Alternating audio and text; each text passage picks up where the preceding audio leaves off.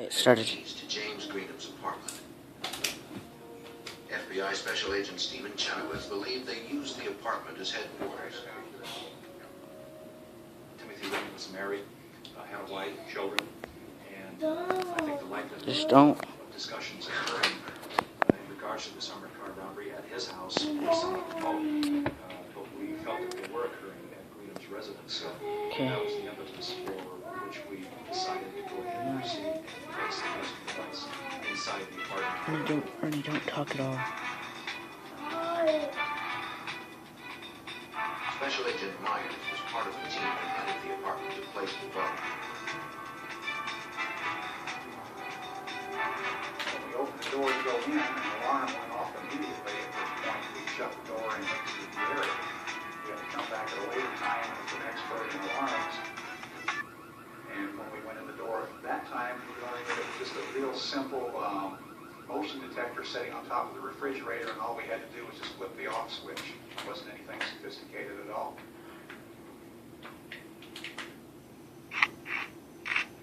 While the team was inside Greenham's apartment, the detective surveilling Tim Ring saw him leave his house.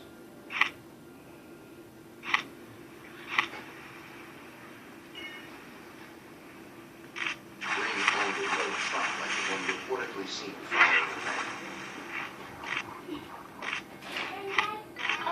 The detective trailed behind Ring.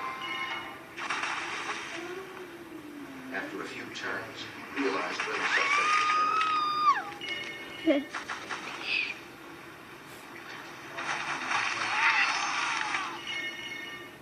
Agents were still in the apartment.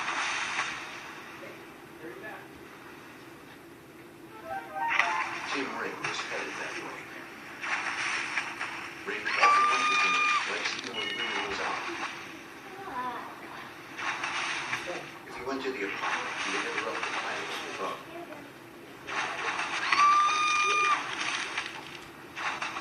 The team inside needed more time.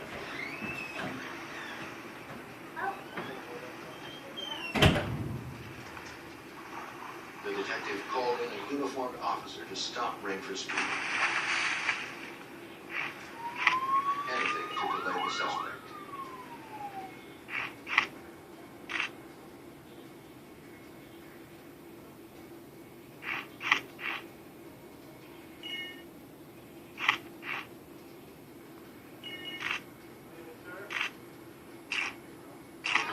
The officer lectured Ring on the dangers of speed. Detectives wanted to keep him busy while the team finished at the apartment.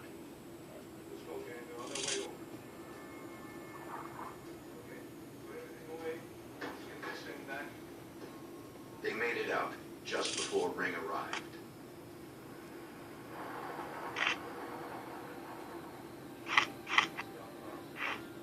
Investigators also tapped the home and cellular phones of the two other suspects.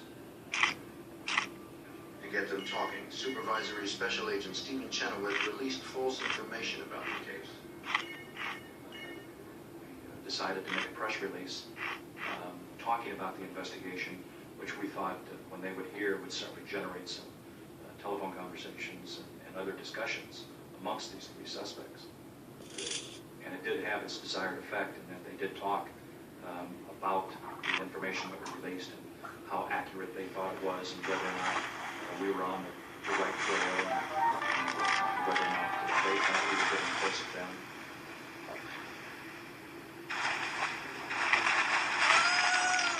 As the suspect talked, the investigators listened. We didn't get an actual confession where they said, I didn't own the car record. What we got were several conversations among themselves about different aspects of the case. They would always listen to the news, following printed reports or following television stories, and as soon as anything would appear on TV, they'd call each other. And they'd make comments like, well, this isn't the way it happened. You know, they'll never find that license plate. The evidence against the suspects was overwhelming. The prosecutors wanted more direct statements about the crime before they ordered arrests.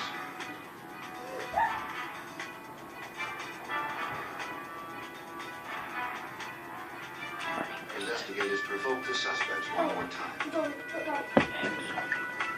And you don't need it up running.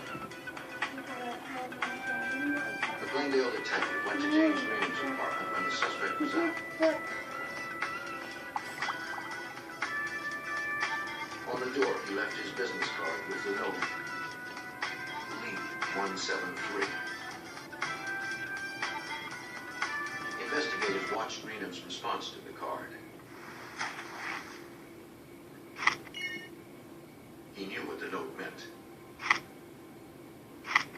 The authorities considered him a lead. Greenham became distraught. He sped away from his apartment, calling Tim Ring on his cell phone.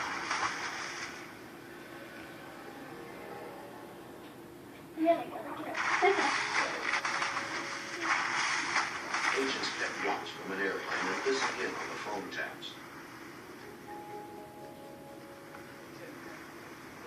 Greenham drove out into the desert before sunrise.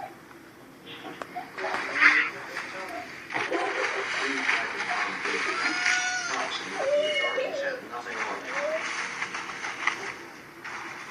But Greenham said he was scared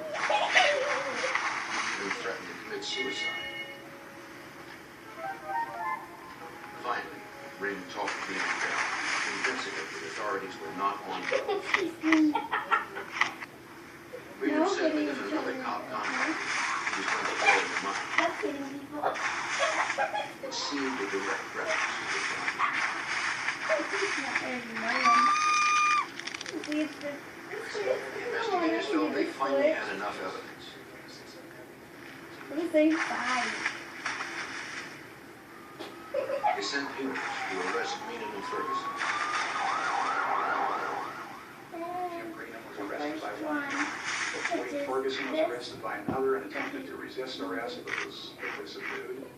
Tim Ring was lured down to the FBI office on the premise of looking at some photographs because Ring had previously offered to help the FBI try to find who these people were, which we believe was an effort on his part to try and find out what we did. The FBI agent who had previously used Ring as an informant called the suspect.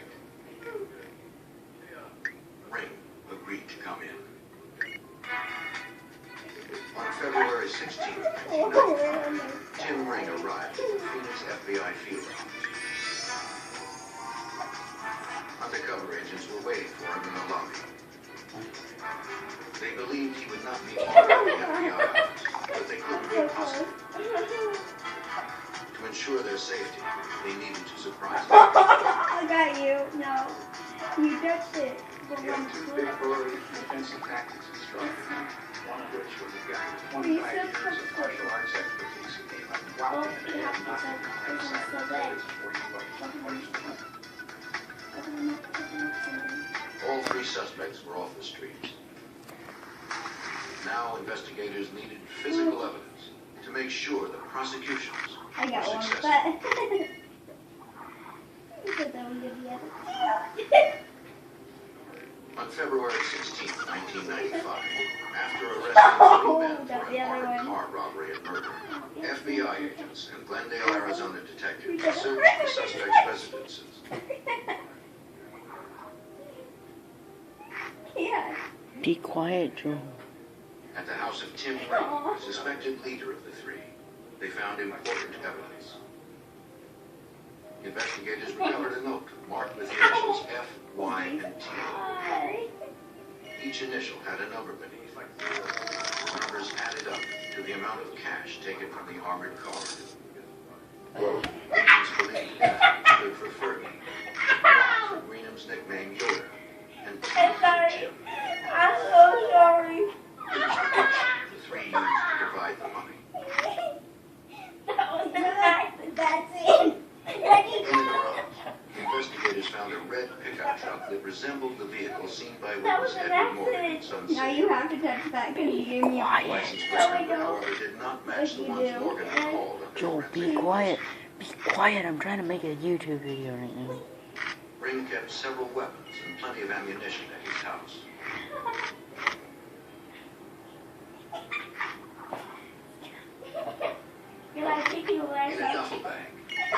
also recovered $270,000 in cash. Holy. Holy Another fuck. $64,000 was found in Ferguson's house. You can't even know your fault. Nearly $600,000 in cash was gone.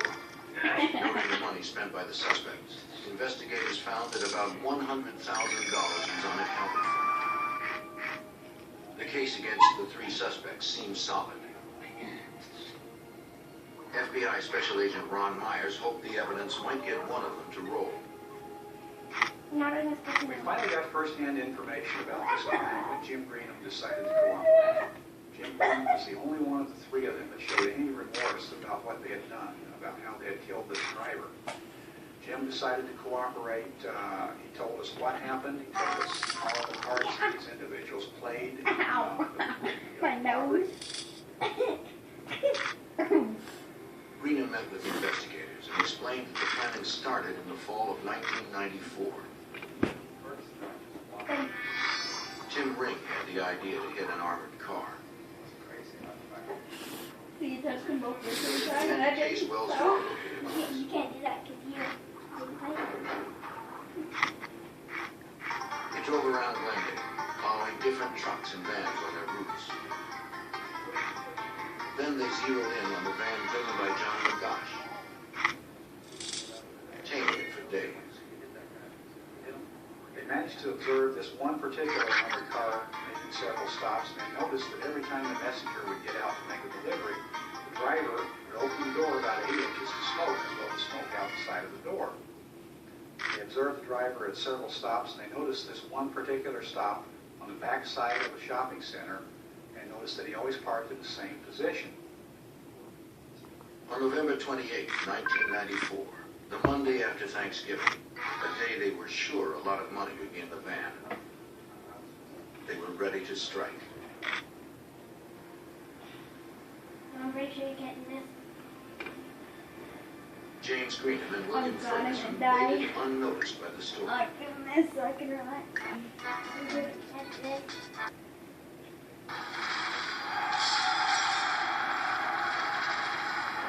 They watched until the courier was out of sight. As if on schedule, McGosh opened the door to smoke.